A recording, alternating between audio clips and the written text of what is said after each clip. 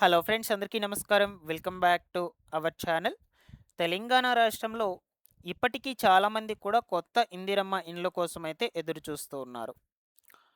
అయితే ఇప్పటికే తొలి విడత కింద నియోజకవర్గాల వారీగా శాంక్షన్ అయినటువంటి ఇందిరమ్మ ఇండ్లకు సంబంధించిన లిస్ట్ అనేది అప్డేట్ అయింది. అనగా ఏ నియోజకవర్గంలో ఎన్ని ఇళ్ళు శాంక్షన్ చేశారు, అలాగే ఇప్పటి వరకు ఎన్ని ఇళ్ళు నిర్మాణాలు పూర్తి అయ్యాయి, అలాగే ఇంకా ఎన్ని ఇండ్లు అనేటువంటివి నిర్మాణ దశల్లో ఉన్నాయి.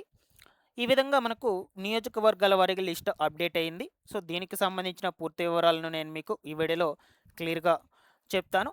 అండ్ దీంతో పాటుగా మీకు కొత్తగా ఇందిరమ్మ ఇల్లు అనేది శాంక్షన్ అయిందా లేదా అని ఆన్లైన్లో స్టేటస్ చెక్ చేసుకొని ఎలా తెలుసుకోవాలి, ఆన్లైన్లో స్టేటస్ చెక్ చేసుకున్నప్పుడు అప్లికేషన్ స్టేటస్ వద్ద పెండింగ్ ఫర్ ఎంపీడీఓ అప్రూవల్ అని చూపిస్తే ఇల్లు అనేది శాంక్షన్ అవుతుందా లేదా, ఒకవేళ శాంక్షన్ కాకపోతే ఏం చేయాలి, అలాగే ఈ ఇందిరమ్మ ఇండ్లను మొట్టమొదటిగా ఏ కేటగిరీలో ఉన్నటువంటి వాళ్ళకు మొదటి ప్రాధాన్యత ఇచ్చి మంజూరు చేయడం జరుగుతుంది, అనగా L1 కేటగిరీలో వాళ్ళక, L2 కేటగిరీలో వాళ్ళక, అలాగే L3 కేటగిరీలో వాళ్ళక. ఓకేనా? ఈ విధంగా మీకు పూర్తి వివరాల గురించి చెప్తాను. తప్పకుండా వీడియోని అయితే ఎండ్ వరకు చూడండి. ఫైనల్గా మీకు ఏమైనా డౌట్స్ ఉన్నా సరే కమెంట్ సెక్షన్లో అడగండి, నేను అక్కడ కూడా రెస్పాండ్ అయితే అవుతాను. ఇన్ఫర్మేషన్ నచ్చినట్లయితే లైక్ చేయండి గైస్. మీరు ఎన్ని లైక్స్ చేస్తే యూట్యూబ్ అంతమందికి మన వీడియోని రికమెండ్ చేస్తుంది. ఫస్ట్ టైం ఛానల్ చూడడానికి వచ్చినటువంటి వాళ్ళు ఎవరైనా ఉన్నట్లయితే ఛానల్ని సబ్స్క్రైబ్ చేసుకునేసి బెల్ సింబల్ని ఆన్లో పెట్టుకునేసేయండి. మన టెలిగ్రామ్ ఛానల్ కూడా విజిట్ చేసి అందులో కూడా జాయిన్ అవ్వండి. మీకు రెగ్యులర్గా యూస్ఫుల్ అయ్యే ఇన్ఫర్మేషన్ అప్డేట్ చేస్తూ ఉంటాను. డిస్క్రిప్షన్లో లింక్ పెట్టున్నాను. లేట్ చేయకుండా టాపిక్లో కనుక వచ్చేసినట్లయితే, తెలంగాణ రాష్ట్రంలో కొత్తగా ఇందిరమ్మ ఇళ్లకు దరఖాస్తులు పెట్టుకొని మాకు ఇంకా ఇల్లు అనేది శాంక్షన్ కాలేదు అని ఎదురు చూస్తున్నటువంటి వాళ్ళందరూ కూడా తప్పకుండా ఇప్పుడు వీడియోని అయితే ఎండ్ వరకు చూడండి. ఓకేనా? సో ఫస్ట్ మీకు ఇల్లు అనేది శాంక్షన్ అయిందా లేదా అని ఎలా తెలుసుకోవచ్చు అంటే స్టేటస్ చెక్ చేసుకోను అనమాట. ఓకేనా? స్టేటస్ ఎలా చెక్ చేసుకోవాలో చెప్తాను. ఇది ఇందిరమ్మ ఇండ్లకు సంబంధించినటువంటి అఫీషియల్ వెబ్సైట్. మీ మొబైల్ ఫోన్లో గూగుల్లోకి వెళ్ళేసి ఇందిరమ్మ ఇండ్లు .telangaana.gov.in అని సెర్చ్ చేయండి. లేదు అనుకుంటే నేను డిస్క్రిప్షన్లో లింక్ పెడతాను. ఆ లింక్ మీద క్లిక్ చేసి డైరెక్ట్గా మీరు ఈ హోమ్ పేజ్కి అయితే రావచ్చు అనమాట.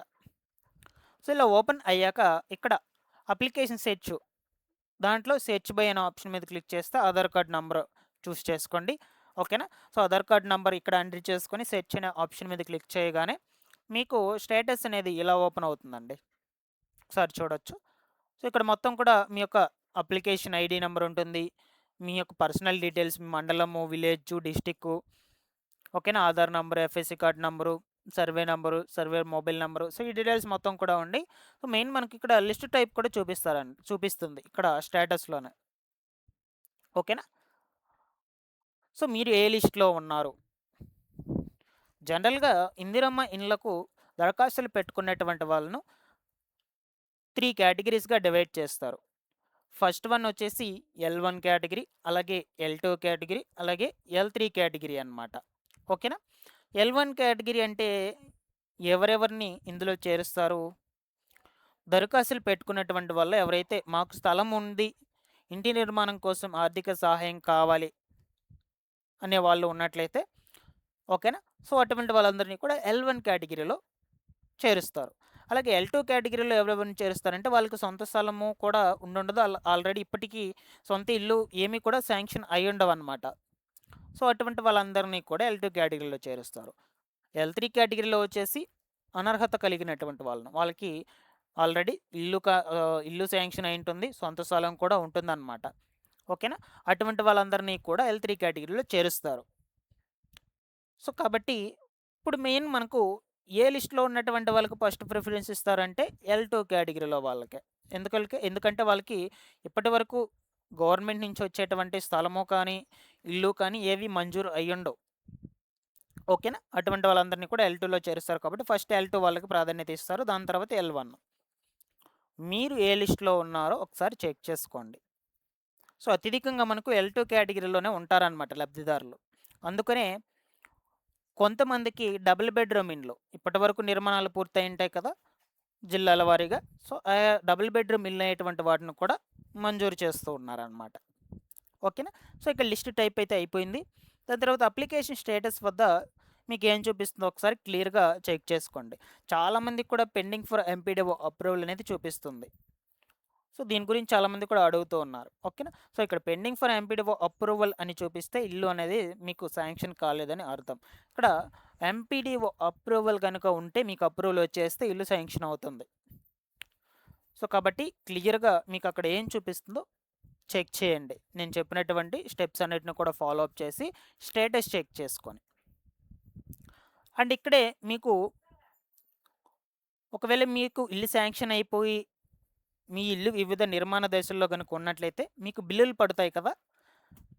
స్లాబ్ వరకు బేస్ మట్టం లెవెల్ వరకు గోడలు లేపుకున్న తర్వాత అలాగే స్లాబ్ పోసుకున్న తర్వాత బిల్లులు పెట్టుకుంటారు కదా. సో వాటికి సంబంధించిన స్టేటస్ కూడా వ్యూ డీటెయిల్స్ అని కొట్టినట్లయితే మీకు అక్కడ చూపించేస్తుంది. ఓకేనా. అన్నీ కూడా మనకు ఈ ఇందిరమ్మ ఇళ్లకు సంబంధించిన వెబ్సైట్లోనే స్టేటస్ చెక్ చేసుకుని తెలుసుకోవచ్చు. మీకు ఏమైనా డౌట్స్ ఉన్నా కూడా కమెంట్లో అడగండి. ఇకపోతే నియోజకవర్గాల వారీగా లిస్ట్ అనేది అప్డేట్ అయ్యిందని చెప్పాను కదా. సో దానికి సంబంధించి చూద్దాం. ఓకేనా. సో ఒక నియోజకవర్గం అనగా ఆలేరు నియోజకవర్గంలోనే వాసాలమర్రి గ్రామంలో దాదాపుగా 143 ఇళ్ళు అయ్యేటువంటి వాటిని కేటాయింపు చేశారు సీఎం రేవంత్ రెడ్డి గారు. ఎందుకంటే ఈ యొక్క గ్రామాన్ని ఒకప్పట్లో గత ప్రభుత్వము ఓకేనా ఈ కేసీఆర్ గారు దత్తత తీసుకొని డెవలప్ చేస్తామని చెప్పి సో దాన్ని చేయకపోవడంతో ఇప్పుడు తాజాగా సీఎం రేవంత్ రెడ్డి గారు ఆ నియోజకవర్గానికి అంటే ఆలేరు నియోజకవర్గానికి 3564 ఇండ్లు కేటాయింపు చేయగా అందులో 143 ఇండ్లను ఈ ఒక్క వాసాలమరి గ్రామానికే మంజూరు చేశారనమాట. ఓకేనా. సో అందులో దాదాపుగా ఇప్పటికీ 78 ఇండ్లు అనేటువంటి ఒకటి కంప్లీట్ అయినట్టుగా చెప్తూ ఉన్నారు. ఓకేనా. మిగిలినటువంటి ఇండ్లు వివిధ నిర్మాణ దశల్లో కూడా ఉన్నాయని అధికారులు చెప్తూ ఉన్నారనమాట. ఓకేనా. సో ఒకసారి ఈ యాదాద్రి జిల్లాలో ఇండ్ల నిర్మాణానికి సంబంధించి నియోజకవర్గాల వారిగా లిస్టు చూడొచ్చు ఒకసారి.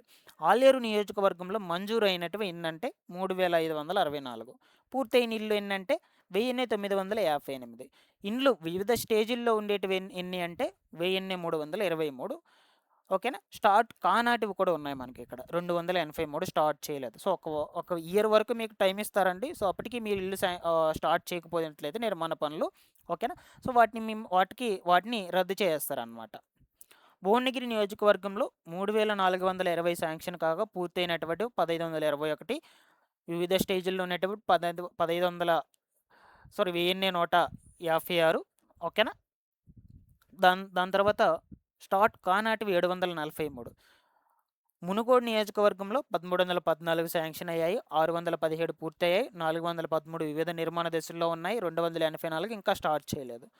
అలాగే తుంగతుర్తి నియోజకవర్గంలో వచ్చేసి 635 శాంక్షన్ అయ్యాయి, కేవలం 635 మాత్రమే, 285 పూర్తయ్యాయి అనమాట, 237 వివిధ నిర్మాణ దశల్లో ఉన్నాయి, 109 ఇంకా స్టార్ట్ చేయలేదు ఇల్లు అనేటువంటివి. ఓకేనా.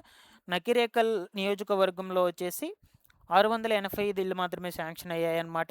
ఓకేనా. మంజూరు అయ్యాయి.